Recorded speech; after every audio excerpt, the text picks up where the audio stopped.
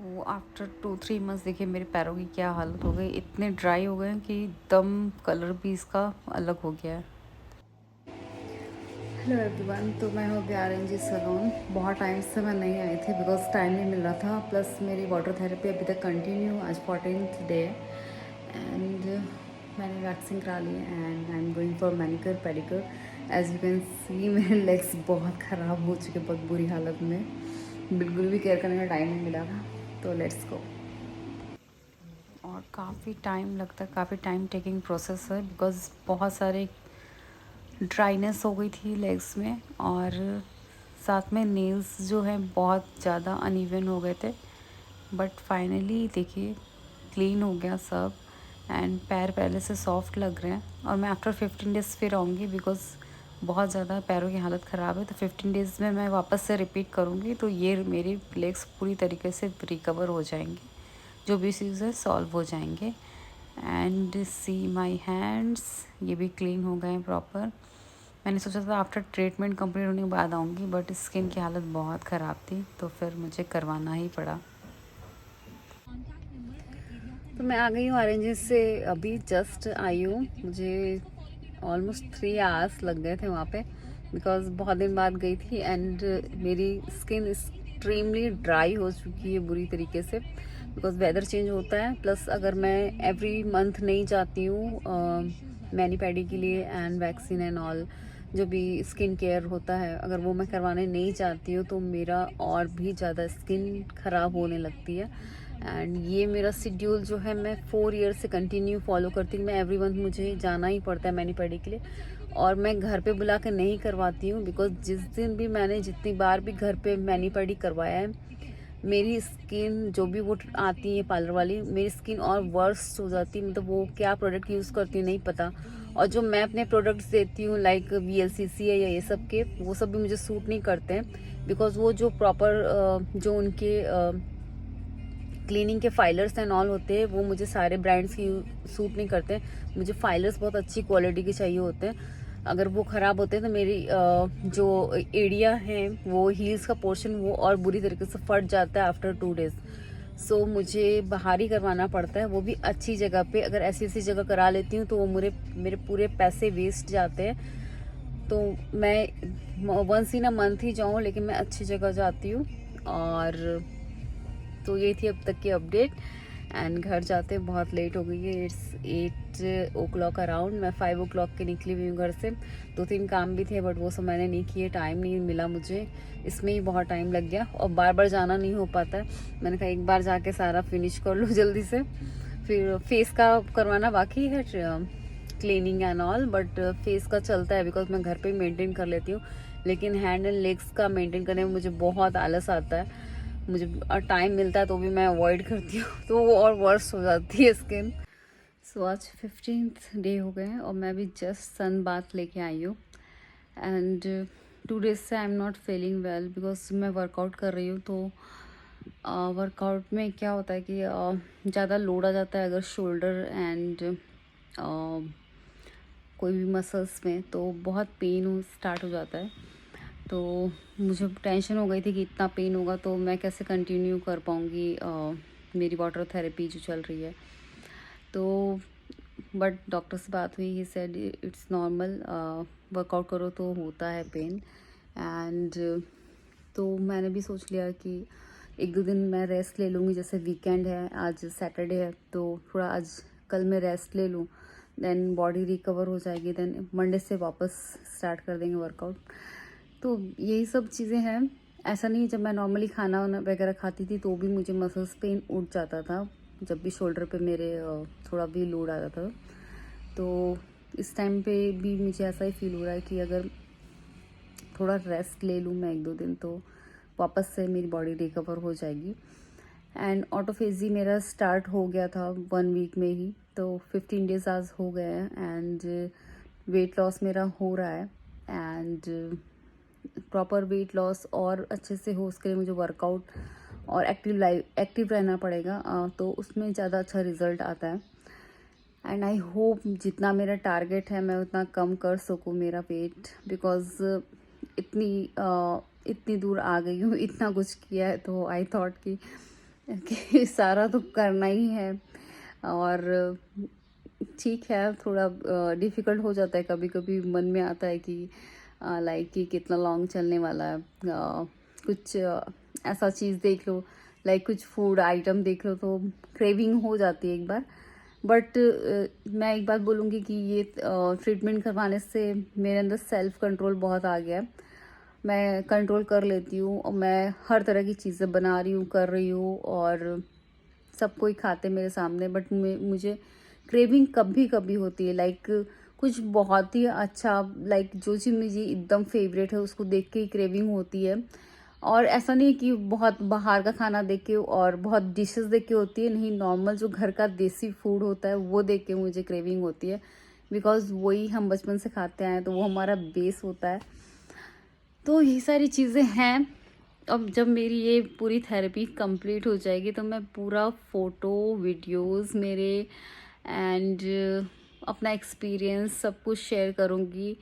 बस मैं प्रे करती हूँ गॉड से कि मेरा अच्छे से हो जाए ये, और मुझे अच्छा से अच्छा रिज़ल्ट मिले, जो मैं मेहनत कर रही हूँ वो मेरी सफल हो जाए।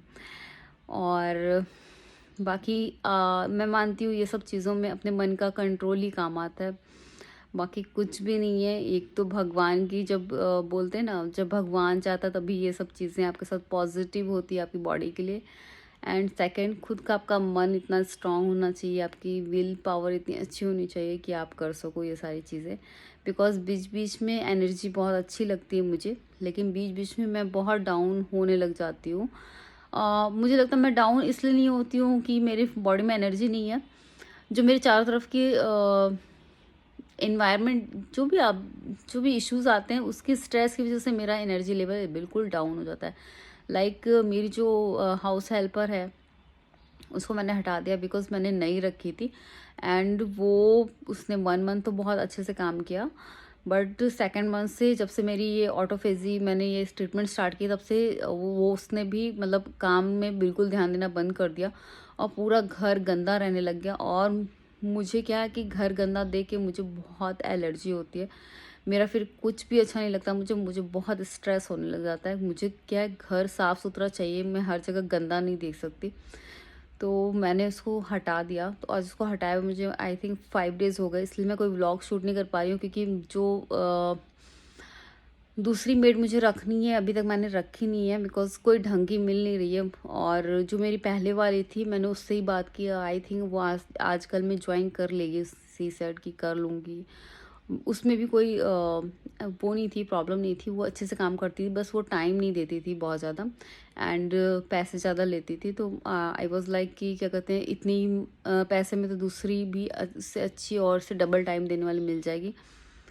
बट हाथ में सफाई सबके नहीं होती है, मैंने ये बात मान ली है।